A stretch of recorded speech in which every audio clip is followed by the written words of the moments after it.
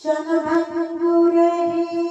जीवन सारे, क्षणभंगुर हे जीवन सारे, करूया जनोपकार स्वप्न करू साकार देवाचे, स्वप्न करू साकार क्षणभंगुर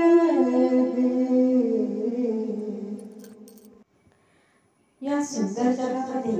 असे कित्येक जण आहे की त्यांना शरीराचे पूर्णत्व अवयव सुद्धा नाही, तर ईश्वराने आपल्याला खूप सुंदर डोळे दिले तर त्या डोळ्याने आपण पवित्रच बघायचे,